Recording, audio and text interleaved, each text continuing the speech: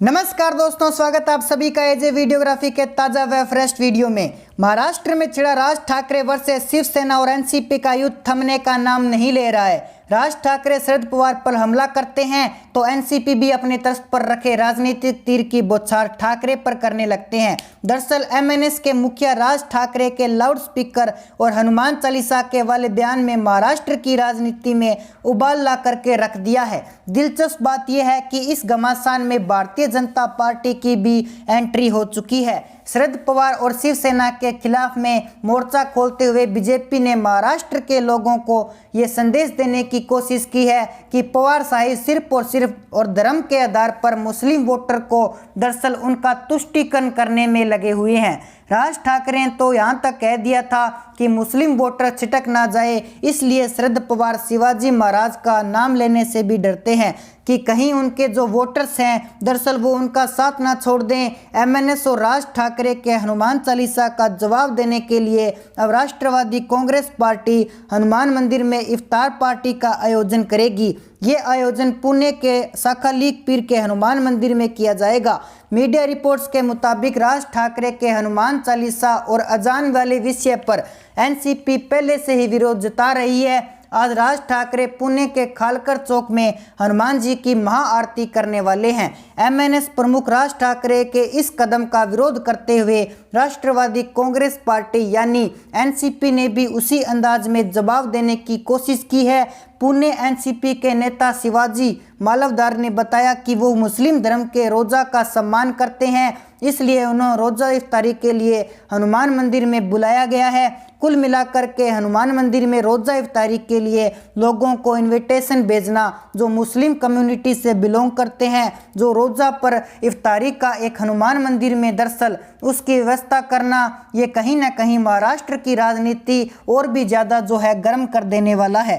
क्योंकि ये क्या ज़रूरत एक मंदिर में किसी को इफ्तारी देने की, किसी दूसरी जगह पर भी तो दी जा सकती है। लेकिन मुद्दा यहाँ पर यह है कि राज ठाकरे लगातार जो है हिंदू धर्म को लेकर के सक्रिय दिखाई दे रहे हैं। वो हनुमान चालीसा का बार बार जिक्र कर रही हैं। उन्होंने शरद पवार के ऊपर हमला किया कि वो मुस्लिम वोटर की मुस्लिम धर्म को लेकर जो तुष्टीकरण करते हुए दिखाई देते हैं, तो उसी के पलटवार में शरद पवार की भी पॉलिटिकल पार्टी जो कहीं ना कहीं कहूँगा कि महाराष्ट्र में धार्मिक संवेदनाओं को, धार्मिक उन भाव को ये जो तकरार चल रही है उससे बढ़ावा मिलेगा। क्योंकि हनुमान मंदिर है, रोज़ा की इफ्तारी का जिक्र करना, वहाँ पर लोगों को इनवाइट करना, ये कहीं ना कहीं महाराष्ट्र की राजनीति में और भी ज़्यादा भूचाल लाने वाला है।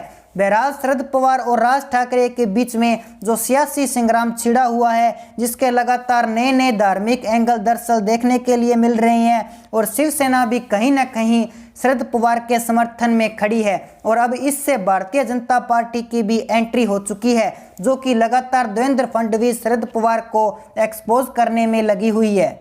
वहीं एनसीपी कांग्रेस शिवसेना के महाविकास आघाड़ी गठबंधन वाली उद्धव सरकार में एमएनएस प्रमुख राज ठाकरे ने हड़कंप मचा करके रख दिया है। लाउडस्पीकर के मुद्दे को लेकर उद्धव ठाकरे पूरी तरह से गिर चुके हैं और बौखलाई शिवसेना राज ठाकरे पर आर्म्स एक्ट के तहत मुकदमा दर्ज कर लिया है। हालांकि राज ठाकरे द्वारा दिखाई गई तलवार के कारण उन पर आर्म्स एक्ट के तहत मुकदमा दर्ज किया गया है, लेकिन राज ठाकरे की गिरफ्तारी शिवसेना को डुबोकर रख देगी। क्योंकि राज ठाकरे ने अंजाम के लिए लाउडस्पीकर पर बैन लगाने की आवाज़ उठाई है, जो मुख्य तौर पर हिंदुत्व का मुद्दा है। और हिंदुत्व के इस मुद्दे को ध्यान में रखते हुए राज ठाकरे की गिरफ्तारी उद्धव की पुलिस करती है, तो फिर जनता जनार्दन में राज ठाकरे हिंदुत्व का एक मजबूत चेहरा बनकर उभरेंगे, जो बीएमसी चुनाव में शिवसेना के लिए एक बहुत बड़ा झटका साबित होगा। और राज ठाकरे की गिरफ्तारी नहीं हुई तो एनसीपी और कांग्रेस शिवसेना पर दबाव बनाएंगे। ऐसे में आज शिवसेना ऑफिस के सामने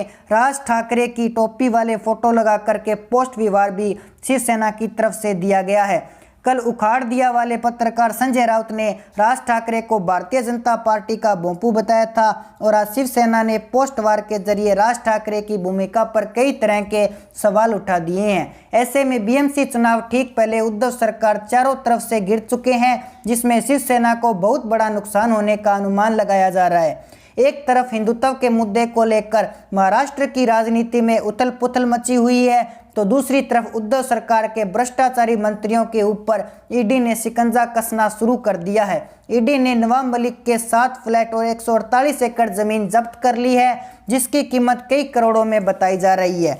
उद्धव सरकार में मंत्री और एनसीपी नेता नवाब मलिक की ये सारी संपत्ति भ्रष्टाचारों को अंजाम देकर भी बनाए गए पैसे से और अंडरवर्ल्ड से कमाए गए काले धन से बनाई गई थी, जिसका अब ईडी ने हिसाब किताब कर रही है। संजय राउत और नवाब मलिक पर ईडी द्वारा कसे गए शिकंजे से अघाड़ी गैंग पूरी तरह से बौखलाई हुई है। पिछले दिनों ही ईडी विभाग की बड़ी कार्रवाई के बाद भी मातोश्री से जुड़ते हुए दिखाई दिए थे, जिसके बाद उद्धव ठाकरे सवालों के कटघरे में खड़े हो गए थे। महाराष्ट्र की राजनीति में भ्रष्टाचारों और घोटालों के खेल के साथ साथ एनसीपी, कांग्रेस, शिवसेना के नेताओं में आपसी फूट ने भी जन्म ले लिया है। कभी कांग्रेस के 22 विधायक दिल्ली में 10 जनपद पर सोनिया गांधी के सामने उद्धव सरकार के खिलाफ राग विलाप लाते हैं और महाविकास आघाड़ी गठबंधन से बाहर निकलने की हिदायत भी सोनिया माता को दे देते हैं। कभी एनसीपी सुप्रीमो शरद पवार प्रधानमंत्री नरेंद्र मोदी से मिलने के लिए अचानक ही उनके ऑफिस में पहुंच जाते हैं और इस सीक्रेट बैठक में कई अहम फैसले एनसीपी प्रमुख शरद पवार और प्रधानमंत्री नरेंद्र मोदी जी के बीच में लिए जाते हैं। ऐसे में ये तो तय है कि महाराष्ट्र की राजनीति में कोई बड़ी उथल पुथल होने वाली है। लेकिन हिंदुत्व के मुद्दे पर एमएनएस प्रमुख राज ठाकरे ने भारतीय जनता पार्टी के साथ मिलकर बीएमसी से शिवसेना को उखाड़ फेंकने के लिए कमर कस ली है और इसी रणनीति पर उद्धव सरकार को घेरने का काम राज ठाकरे की तरफ से किया जा रहा है। राज ठाकरे ने हिंदुत्व के मुद्दे को जोर शोर से उठाते हुए 3 मई तक सभी मस्जिदों से लाउडस्पीकर बैन करने का अल्टीमेटम दे दिया है और साफ कहा है कि लाउडस्पीकर बंद नहीं हुए तो फिर उन्होंने हमारे कार्यकर्ता मस्जिदों के सामने लाउडस्पीकर में हनुमान चालीसा पढ़ेंगे। इसी क्रम में शिवसेना दफ्तर के सामने राज ठाकरे के कार्यकर्ताओं ने हनुमान चालीसा का पाठ पढ़ा तो उद्धव की पुलिस ने उठाकर उन्हें जेल में डाल दिया, जिसके बाद शिवसेना हिंदुत्व के मुद्दे पर गिरती हुई नजर आ रही है। तो दोस्तों, ऐसे में आपकी जो भी राय है आप हमारे कमेंट सेक्शन में जरूर बताएं। साथ ही हमारे चैनल को कर लीजिए सब्सक्राइब ताकि हमारे नए नए अपडेट्स आप तक पहुंच सके। जय हिंद, जय भारत।